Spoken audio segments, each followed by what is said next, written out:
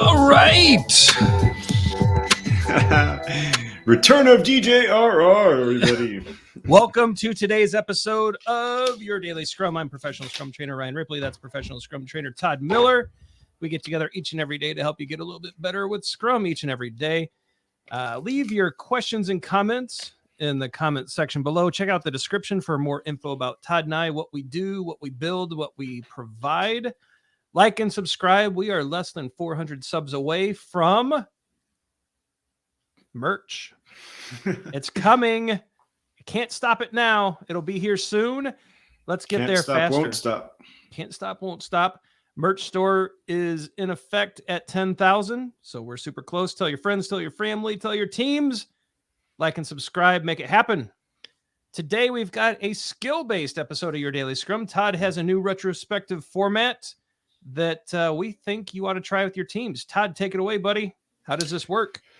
Yeah, so this is a riff on wicked questions, a little bit of a liberating structure string with a couple twists and turns here. We will make a template of this mural available in the comments if you want to give it a try.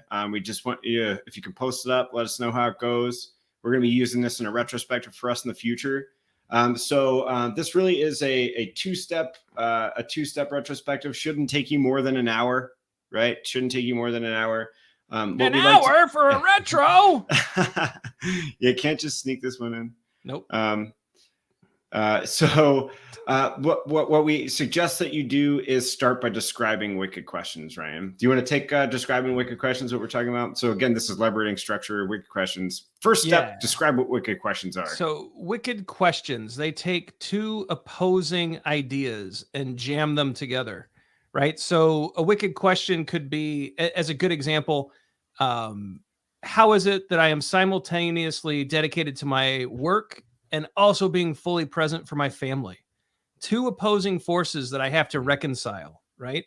And so what these wicked questions do is they expose the paradoxical nature of our work, of our lives, of our team dynamics, and they force us to come up with ways to mitigate the risks of those questions or to come up with ways to better work within the constraints of that paradox. And so these questions really, what I think they do, Todd, is they bring forward difficult conversations in a non-confrontational way, because, you know, it's how do we address this? How do we solve this seemingly paradoxical situation? Yeah, 100%, Ryan. And that's why we like them so much. We've seen these wicked questions just generate such powerful conversations, right? Yep. And we always encourage people, right, to avoid nasty questions. We really want you to avoid nasty questions like this is, how are we trying to adopt Scrum and being forced to cope with internal bureaucracy? This is not balanced. This is kind of a shot across the bow. We want to avoid this. So yeah. It's like, how do we make great YDS videos with Todd on them? Yeah. It's like, whoa. With Todd's bad sense of humor. That's not a good question. So right after you introduce the concept of wicked questions, what we want to do is we want to get people to start thinking about the paradoxical nature of things that might be at play with them during their workday. And the first step that we like to do is run a 1-2 for all. Give some people first to process this. Some people, this is going to come very natural to, and some people, this is going to take a little minute for them to sink in. So what we want them to do is, we want you to run a 1-2 for all, right? So first step, 1 minute alone and in silence. Just take a moment to consider the prompt here. What opposites are at play in your work? We gave an example, right? So opposites that might be at play in our work. Ryan, I know this is true of us, right? How is it that I'm asked to respond to emails in a timely manner, yet still focus and get my work done? Yep. Right. That's a push and a pull for me all the time for all the history. And so just alone and in silence, give people 1 minute to think by themselves. After that 1 minute, pair up with somebody, right? If you're using Zoom, if it's breakout rooms, just leave breakout rooms open. Say, grab a pair, grab 2 minutes. You can extend this to 3 minutes. It really, you don't have to be hardcore about your times with 1-2 for all. You don't want to extend it too much because we are going to hop into a different portion. We're just getting people in the headspace now. After those 2 minutes, have people pair up with another pair. So 2 groups of 2. So you have groups of 4 people expanding and building upon their ideas, maybe looking for some themes. And then step 4, bring everybody back together and let's look at some of the sticky notes that have emerged. Any thoughts on that, Ryan, before we?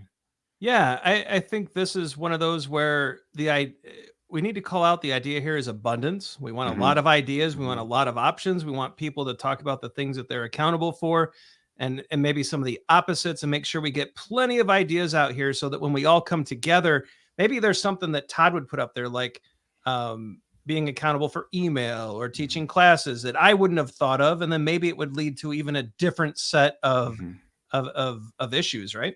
Yeah, 100%. Yeah. And, we're teaming together. We're all collectively owning these things. Yep. And so we're in this space. We're talking paradoxical or nature of things. The next step is group people up, teams of 2, 3, maybe even 4, 15 minutes. Generate wicked questions. How is it that we are blank and we blank simultaneously? So using this format, generate as many wicked questions as you can. Concentrate on quality here, though. Really start to pull from those things we talked about before and really try to zero in and build some really good, wicked questions, right? And so you're going to give a good amount of time to do this. People are in the good headspace now. They're understanding what the paradoxical nature of things might be at play here. The second step then is to take a step back, give people some room to read the wicked questions that have emerged, because you probably had 2 or 3 small groups of people working together. Have everybody kind of collectively look at each other's work. Simple technique, dot voting. All right. You can leverage a tool to do that. If you're in person, just some dot voting, give everybody 3 votes. They can spread them out across different wicked questions. They can put them on the same wicked question. What you're looking for here is to have people on their own process what's happened and looking at these wicked questions, and then come to a little bit of silent consensus for what really stands out. What do you think of that, Ryan? I love it. Yeah. And then final step, you're going to see where these dot votes are. Evaluate the top 1 or 2, give 10 minutes. What's something we're going to do here? What's an experiment that we could try? Name it. Let's get 1 or 2 experiments that we can try. Maybe, if we land on how is it that we are expected to focus on our work and respond to emails in a timely manner simultaneously. Maybe we need to find a way to spend a little bit of time as a team to focus on email. Maybe from 3 to 3:30 in the afternoon, that's our email time, our group email time. We can joke around. We can be emailing. We can help you. We pair email, Ryan, sometimes, right? Yeah, we do. And so maybe that's an experiment. So, Todd, if a Scrum Master's having trouble getting these ideas out, maybe throw a 15% solution on at the end. 100%. Yeah. It's a good option. Have that in your back pocket. If they're struggling with solving the big problem, throw a 15% solution on at the end and get them to solve a little one. I love it. Great riff on this. In fact, I think that you could put a lot of riffs on this. I really like your idea, though. On that step 3, get whatever you can on that step 3 to get that last step. This one's pretty generic, but I really like your idea. Maybe toss a 15% solution, and that's that one thing that we're going to try this next sprint. Perfect. Todd, I think it's a cool format. I'm glad you came up with this and shared it with everybody. Let us know in the comments. What do you think of this format? Are you going to use it? There's a link in the description to the mural where you can grab it, rip it up, tear it down, use it as is. We just want to know if it works. What do you think there, Todd? End screen time? I think we'll probably be battle testing it too. So end screen time.